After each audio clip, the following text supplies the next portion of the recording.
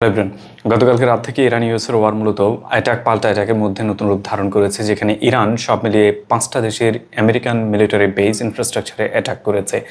Jordan, Kuwait, কাতার, Bahrain, UAE এই 5টা দেশে টানা অ্যাটাক করে গিয়েছে এবং এখন পর্যন্ত অ্যাটাক অ্যাকচুয়ালি চলমান রয়েছে। এবং লাস্ট নাইটে এবং গতকালকে সকালে, আজকে সকালে এসে মূলত ওমানের দোকামে মূলত আরেকটা অ্যাটাক করেছে। সো কেন ইরান এত আগ্রাসী অ্যাটাক করে যাচ্ছে, একের পর এক ভয়ঙ্কর অ্যাটাকে কীভাবে নাস্তানাবুদ করার চেষ্টা করে যাচ্ছে ইউএসএকে এবং তার অ্যালাইদেরকে, এর পেছনের কারণগুলো কী সেটাই মূলত এক্সপ্লেন করার চেষ্টা করে যাচ্ছি। জর্ডানে আমেরিকান যে মিলিটারি বেস রয়েছে, সেখানে আমেরিকার সবচেয়ে বড় রিফিলিং হাব এই মুহূর্তে তৈরি হয়েছে, যখন আল ওদুদ এয়ারবেস পুরোপুরিভাবে ডিস্ট্রয় করে দিয়েছে। এবং সেখান থেকে সিগন্যালিং সিস্টেম এবং এয়ার ডিফেন্স সিস্টেম থেকে শুরু করে এয়ার অ্যাটাকের এন্টায়ার ফ্যাসিলিটিস তারা তৈরি করেছে এবং সেগুলোতে ইরান গতকালকে রাতে অ্যাটাক করেছে অ্যান্ড বেশিরভাগ অংশেই বলা হয়েছে ডিস্ট্রয় হয়েছে। নিশ্চিত কোনো তথ্য আসলে এখন পর্যন্ত ভেরিফাইড করা সম্ভব হয়নি, বিকজ ইরান অনেক সময় এরকম ভুল কথাবার্তা বলে অথবা হাইপ তৈরি করার জন্য কথাবার্তা বলে। বাহরাইনে তারা অ্যাটাক করেছে মূলত ফিফথ নেভাল ফ্লিটের হেডকোয়ার্টারে, এবং তাদের এখানে যে রিফিলিং হাব ছিল তার পুরোটাকে ডিস্ট্রয় করার কথা বলা হয়েছে। এবং কুয়েতে সেমভাবেই অ্যাটাক করা হয়েছে। অ্যান্ড আল ওদুদ এয়ারবেস কাতারে অ্যাটাক করা হয়েছে, মূলত এটা আমেরিকার সবচেয়ে বড় military infrastructure in the reason, এবং পুরো বেস অ্যান্ড ফ্যাসিলিটিসকে ডিস্ট্রয় করার ডিমান্ড ইরান করেছে। কতটুকু করতে পেরেছে এটা নিশ্চিত হওয়া যায়নি, তবে মেজর ভিশনে বেশ কয়েকটা ফুটেজ প্রকাশ পেয়েছে, যেখানে তারা দেখিয়েছে যে কীভাবে ইনফেক্ট করেছে আল ওদুদ এয়ারবেসের বিভিন্ন ইনফ্রাস্ট্রাকচারে। অ্যান্ড আল দাফরা এয়ারবেস ইউএইতে মূলত সেমভাবে আরেকটা অ্যাটাক করেছে। এটা মূলত আমেরিকান একটা রিফিলিং হাব এবং এয়ার অ্যাটাকের জন্য সিগন্যালিং সিস্টেম হিসেবে তারা এই বেসকে ব্যবহার করে থাকে। সো ইরান সেটাতেও অ্যাটাক করেছে এবং সেটার বেশিরভাগ অংশকে ডিস্ট্রয় করার ডিমান্ড তারা করেছে। নিশ্চিত হওয়া যায়নি এই কয়েকটা ক্লেমের মূলত বেশিরভাগ অংশেই, কারণ ইরান গতকালকে অ্যাটাক তো করেছে সত্যি, কতটুকু হিট করেছে, কতটুকু আমেরিকান এয়ার ডিফেন্স এখানে কাজ করেছে, কজ অফ 39 দিনের ওই ওয়ারের পর ইরানের অ্যাটাকের অ্যাগেনস্টে আমেরিকা মূলত তার এয়ার ডিফেন্স সিস্টেমকে আপগ্রেড করেছে এবং পুরো রিজনে নিজেদেরকে শক্তিশালী অবস্থান ধরে রাখার জন্য তারা এন্টার সিস্টেমকে মূলত রিবিল করেছে। দেন আবার নতুন করে ইরানে অ্যাটাক শুরু করেছে। সো এবারের ইরানের অ্যাটাক কতটা ইমফ্যাক্ট করেছে সেটা সময় সাপেক্ষে বলে দিবে। যেমনটা হচ্ছে 39 দিনের ওয়ারের পর বিভিন্ন নিউজ মিডিয়া, ইনভেস্টিগেটিভ জার্নালিস্ট মূলত এটা ধীরে ধীরে প্রকাশ করেছে। আমরা সেটা আস্তে আস্তে পাবো, কিন্তু এখনও সময় লাগবে। অ্যান্ড ওমানে অ্যাটাক করেছে দোকাম এরিয়াতে, যেটা সালালা ফোর্টের খুব কাছাকাছি এরিয়া, সেখানে তারা আরেকটা অ্যাটাক করেছে। অ্যান্ড ওমানে কেন অ্যাটাক করেছে এটা মূলত একটা ইন্টারেস্টিং পার্ট হতে পারে। শুধুমাত্র সৌদি আরব আর ওমান এই দুইটা কান্ট্রিতে ইরান খুব বেশি অ্যাটাক করেনি, আর এবার ওমানেও অ্যাটাক করেছে। মূল বিষয় হচ্ছে হরমুজ প্রণালীতে যখন মেমোরেন্ডাম অফ আন্ডারস্ট্যান্ডিংয়ের সাইন হয়, পঞ্চম ক্লজটাই ছিল মূলত হরমুজ প্রণালী চলবে ইরানিয়ান এগ্রিমেন্টের আন্ডারে, মানে ইরানিয়ান লয়ের আন্ডারে। দ্যাট মিনস ইরান সেই মেমোরেন্ডাম অফ আন্ডারস্ট্যান্ডিংয়ে ক্লিয়ারলি বলেছিল যে হরমুজ প্রণালী এই 60 দিন যে ওপেন থাকবে সেটা অনলি ইরানের রুলে, ইরানের আন্ডারে চলমান থাকবে এবং অন্য কোনো রুট এখানে ব্যবহার করা হবে না। কিন্তু মেমোরেন্ডাম অফ আন্ডারস্ট্যান্ডিং সাইন করার পর ইউএসএ ওমানের সাথে মিল করে মূলত ওমানের যেই ওয়াটার টেরিটরি রয়েছে সেটাকে আরেকটা রুট হিসেবে ডেজিগনেটেড করেছে এবং সেটা দিয়ে সব শিপকে যাতায়াত করার জন্য বাধ্য করে যাচ্ছে। অ্যান্ড এখানে যে শিপগুলো মূলত যাতায়াত করে যাচ্ছে তার বেশিরভাগ অংশেই কাতার, ইউএই, সৌদি আরব অথবা হচ্ছে বাহরাইন, কুয়েত এদের, এবং এর সাথে অল্প কিছু শিপ যোগ হয়েছে যেগুলো মূলত ইন্ডিয়ান, যেমন জেক্স গ্যালাক্সি গতকালকে তারা ডিস্ট্রয়েড করেছে। সো এই শিপগুলো যখন এই রুটটা যাতায়াত করে যাচ্ছিল, ইরান মূলত এটাতে কমপ্লিটলি অ্যাটাক করেছে। পর 5টা শিপে অ্যাটাক করেছে এবং গতকালকে ইন্ডিয়ান একটা শিপ গ্যালাক্সি নাম সেটাও অ্যাটাক করেছে। কারণগুলো হচ্ছে ইরান, আমি আগের ভিডিওতে বলেছি, ইরানের অ্যাগেনস্টে ইউএসএ মূলত এই রুটটাকে নর্মালাইজ করার চেষ্টা করে যাচ্ছে। যখন এই রুটটা নর্মালাইজ হয়ে যাবে তখন তারা ওমানের সাথে ডিলে যাবে যে এই রুটটা তাদের পার্মানেন্ট একটা রুট, এটা দিয়ে চলতে গেলে কোনো ধরনের ফি দিতে হবে না, কোনো কিছু করতে হবে না, এবং এটা আমেরিকান কন্ট্রোলে চলবে। অ্যান্ড যেটা ইরান কোনোভাবে মানবে না এবং মানবে না বলে আগে থেকেই ঘোষণা দিয়ে রেখেছে। সো ইরান মূলত এই রুট ধরে যত শিপ যাচ্ছে সেটাতে অ্যাটাক করে যাচ্ছে। অ্যান্ড সেই সূত্রেই মূলত গতকালকে যখন ইরানের উপর অ্যাটাকগুলোর অ্যাগেনস্টে ইরান পাল্টা জবাব দিচ্ছিল, ওমানের দেখলাম মূলত হচ্ছে সেম আরেকটা জায়গা, যেটা আমেরিকান অস্থায়ী একটা মিলিটারি বেজ এখানে রয়েছে, যেখান থেকে মূলত অ্যারাবিয়ান সিতে তাদের রিফিলিং যত জব আছে তারা এখান থেকে করেন। ধরেন আমেরিকান শিপগুলোর যে ওয়েল রিফিলিংয়ের প্রয়োজন হয়, এই দোকলাম থেকে তারা মূলত এখানে ওয়েল ফ্যাসিলিটিস নিয়ে থাকে এবং দোকলামের পাশাপাশি সালালা পোর্ট রয়েছে, আরও কয়েকটা পোর্ট রয়েছে, এই সবগুলোকে মূলত ইউএসএ ব্যবহার করে থাকে। অ্যান্ড ইরান এতদিন পর্যন্ত সেগুলোতে অ্যাটাক না করলেও এবার প্রথমবারের মতো দোকলামে মূলত অ্যাটাক করেছে। সো আলটিমেটলি ক্লিয়ার যে ইরান মূলত তার স্বার্থে কোনো এরিয়াকে আসলে ছাড় দিতে যাচ্ছে না। পয়েন্ট ইজ এই মুহূর্ত পর্যন্ত একটা সফট ছাড় মূলত দেওয়ার কথা দেখা গেছে মূলত সৌদি আরবকে। সৌদি আরবে এখনও সে ধরনের কোনো অ্যাটাক করেনি। এই যে রিসেন্ট যত ধরনের অ্যাটাক হয়েছে ইন্টেনশনালি এবং স্পেসিফিক্যালি সৌদি আরবের সব ধরনের ফ্যাসিলিটিসকে তারা অ্যাভয়েড করে গিয়েছে। হোয়ার মিলিটারি ফ্যাসিলিটিস আর অন্যান্য যে কোনো কিছু তার প্রত্যেকটাকে তারা অ্যাভয়েড করে গেছে।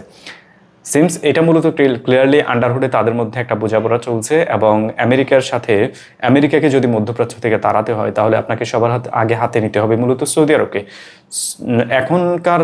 এখনকার যে ইন্টেন্স দেখা যাচ্ছে তাতে ক্লিয়ার বোঝা যাচ্ছে যে ধীরে ধীরে ইরান সৌদি আরব মূলত ক্লোজ হচ্ছে এবং এটাকে কিভাবে ডিস্ট্রয় করা যায় আমেরিকান মানে অকুপেশন এখানে সেটার এগেনস্টে তারা কাজ করে যাচ্ছে। সো গতকালকে যেসব এরিয়াতে সিরিয়াস অ্যাটাক হয়েছে তার মধ্যে অন্যতম ছিল জর্ডানের আল আজরাক এয়ারবেস এবং আল ওদুদ এয়ারবেস মূলত কাতারে, অ্যান্ড ফিফথ নেভাল ফ্লিট বাহরাইনে, অ্যান্ড আল দফরা এয়ারবেস ইউএইতে, অ্যান্ড ওমানের দাকাম পোর্ট, যা পুরোপুরিভাবে এই কয়েকটা এরিয়াতে সিরিয়াস অ্যাটাক হয়েছে। এখন আপনার মনে প্রশ্ন জাগতে পারে যে ইরানের উপর এত অ্যাটাক হয়েছে, ইরানের এগেনস্টে ইউএসএ আসলে কী মেজার নিয়েছে? ইরানের বিভিন্ন প্রান্তে গতকালকেও ইউএসএ অ্যাটাক করেছে এবং তেহরান থেকে শুরু করে তাদের পোর্ট এরিয়া যেগুলো রয়েছে, বিশেষ করে পার্সিয়ান গলফ এরিয়া, তার প্রত্যেকটাতে তারা অ্যাটাক করেছে। গতকালকের অ্যাটাকে 17 জন নিহত হয়েছে, 15 জনের মতো আহত হয়েছে। সো ইরান কিন্তু প্রাণ ঝরাচ্ছে, ইরান নিজের দেশের প্রাণ ঝরাচ্ছে এবং ইরান অন্য দেশে অ্যাটাক করে যাচ্ছে, সেখানেও কিন্তু প্রাণ ঝরে যাচ্ছে। অ্যাজ ওয়েল অ্যাজ ইউএসএ মূলত ইরানের রক্তক্ষরণ করে যাচ্ছে। গতকালকে রাতে পুরো ইরানে মূলত সবচেয়ে বেশি এয়ার ডিফেন্স অ্যাক্টিভ ছিল এবং তাদের ফাইটার জেটগুলো মূলত আকাশে অ্যাক্টিভ ছিল, যেন কোনো ধরনের এক্সটার্নাল ফাইটার জেট তাদের এখানে এসে বড় ধরনের কোনো অ্যাটাক করে যেতে না পারে সেই জন্য। অ্যান্ড এবার আসেন অফিসিয়াল স্টেটমেন্ট। গালিবাফ সরাসরি বলেছেন যে era of one sided deal has over, মানে হচ্ছে সহজ ভাষায় যদি বলি, আমেরিকান একপক্ষীয় চুক্তির দিন পুরোপুরিভাবে শেষ হয়ে গেছে। এখন কোনো একপক্ষীয় চুক্তি ইরান মেনে নেবে না, আমেরিকা মেনে নেবে না, আমেরিকার পক্ষে হয়ে ইরান কোনো দিন সাইন করবে না।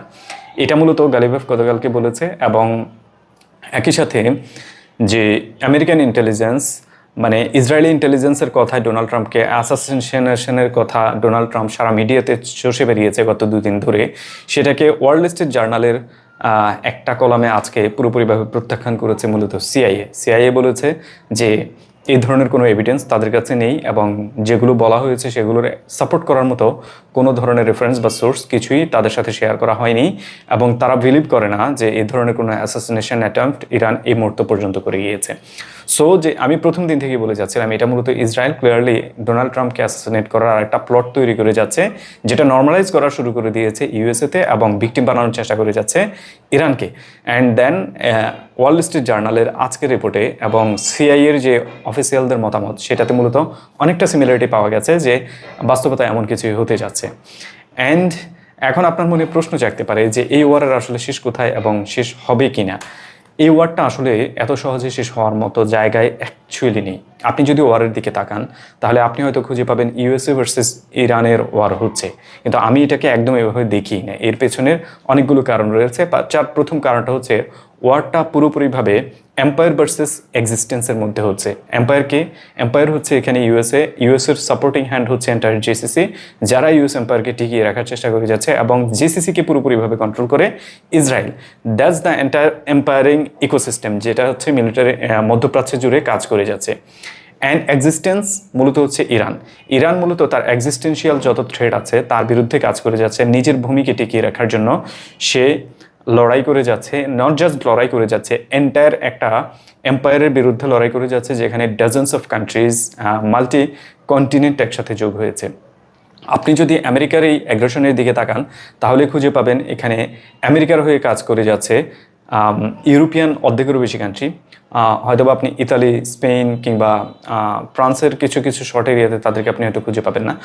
এই ধরনের কান্ট্রিগুলো বাদ দিয়ে বাকি সবগুলো কান্ট্রি মূলত ইউএসের পক্ষ হয়ে কাজ করে যাচ্ছে। ওদিকে অস্ট্রেলিয়া, জাপান, সাউথ কোরিয়া এরাও মূলত ইউএসের হয়ে কাজ করে যাচ্ছে। অ্যান্ড জিসিসি কান্ট্রি পুরোটাই মূলত এন্টায়ার ইরানের বিরুদ্ধে কাজ করে যাচ্ছে। সো ইরানের এক্সিস্টেন্সিয়াল থ্রেট মূলত not just USA, entire ecosystem তার জন্য এক্সিস্টেন্সিয়াল থ্রেট হয়ে দাঁড়িয়েছে এবং ইরান তাদের বিরুদ্ধে লড়াই করে যাচ্ছে। নট জাস্ট একটা এনিমি যে ইউএসএ, পুরো এম্পায়ার, পুরো ইকোসিস্টেম, পুরো কোলাবোরেটরদের একসাথে করে যারা লড়াই করে যাচ্ছে তাদের বিরুদ্ধে মূলত ইরান লড়াই করে যাচ্ছে। সো ইরান তার এক্সিস্টেন্স টিকিয়ে রাখার জন্য, মানে তার যে ভূমি, তার যে স্বাধীনতা, তার যে ঐতিহ্য এবং 5,000 বছর 6,000 বছর পুরনো যে সিভিলাইজেশন, এটাকে টিকিয়ে রাখার জন্য ইরান লড়াই করে যাচ্ছে। আর ইউএসএ লড়াই করে যাচ্ছে তার হেজমনিক্যাল এম্পায়ারকে টিকিয়ে রাখার জন্য, যেখানে entire resource, geography and geopolitical advantage পুরোটাকে কন্ট্রোল করার জন্য সে মূলত এখানে লড়াই করে যাচ্ছে। অ্যান্ড ইউএসএ খুব ভালো করে জানে ইরানের কাছে যদি তারা এই জিওপলিটিক্যাল লড়াইয়ে হেরে যায় তাহলে তারা মধ্যপ্রাচ্য থেকে টাটা বাই বাই হয়ে যেতে হবে। আর যদি তারা টিকে যায় তাহলে আগামীর দিনগুলোতে ইরান বলে কোনো কিছু মধ্যপ্রাচ্যে তারা রাখবে না, এন্টায়ার ইরানকে গিলে খাবে। সো এটা মূলত একটা সিরিয়াস থ্রেট যেটাকে ইরান আসলে এই মুহূর্তে ফেস করে যাচ্ছে এবং যেটার বিরুদ্ধে ইরান লড়াই করে যাচ্ছে। And lastly, not on the list, মূলত হচ্ছে লিন্ডসে গ্রাহাম মৃত্যুবরণ করেছেন। লিন্ডসে গ্রাহাম কে সেটা সম্পর্কে হয়তো অনেকে জানেন যারা জিও পলিটিক্স ঘাটেন, আমেরিকান পলিটিক্সটাকে দেখেন এবং আমেরিকার পলিটিক্সে যারা পলিসি মেকার রয়েছে তাদেরকে চিনেন। তাদের মধ্যে অন্যতম একজন হচ্ছেন লিন্ডসে গ্রাহাম। হয়তো এরকম নাম আপনি আরও শুনবেন যেগুলো আমার কাছে অনেক পুরনো। লিন্ডসে গ্রাহাম মূলত সেই ব্যক্তি যিনি গাজা জেনোসাইড যখন পিক টাইম চলছিল তখন সে বলছিল we have to do something like we have did in Hiroshima Nagasaki. মানে আপনি কি বুঝছেন? এটার মিনিংস হচ্ছে এরকম যে আমাদের এমন কিছু গাজাতে করতে হবে যেটা আমরা হিরোশিমা নাগাসাকিতে করেছি, জার্মানি করেছি। সে ঠিক এভাবে বলছে, মানে হিরোশিমা নাগাসাকিতে তারা অ্যাটমিক বম্ব ফেলেছে, জার্মানকে পুরোপুরিভাবে ফ্ল্যাটেন্ড করে দিয়েছে, হ্যাঁ, red army and US force মিলে। সো তার মানে লিন্ডসে গ্রাহাম সেই সময় যখন পাখির মতো বাচ্চাদের হত্যা করা হচ্ছে গাজাতে তখন সেই কথা বলেছিল।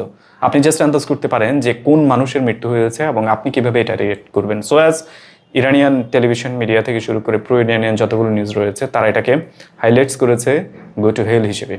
So that's it. এখন পর্যন্ত ইন্টারন্যাশনাল এরিনা আমার মনে হয় যে আপনারা অলরেডি জানেন যে মধ্যপ্রাচ্যে ইরানের সাথে এই মুহূর্তে কী হচ্ছে, আগামীর দিনগুলোতে কী হবে। অ্যান্ড রিসেন্ট ওয়ার যেভাবে রিস্টার্ট হয়েছে এবং গতকালকে ইরান যেভাবে 5 থেকে 6টা কান্ট্রিতে টানা অ্যাটাক করেছে এবং অ্যাটাকের কোনো লিমিটেশন রাখেনি।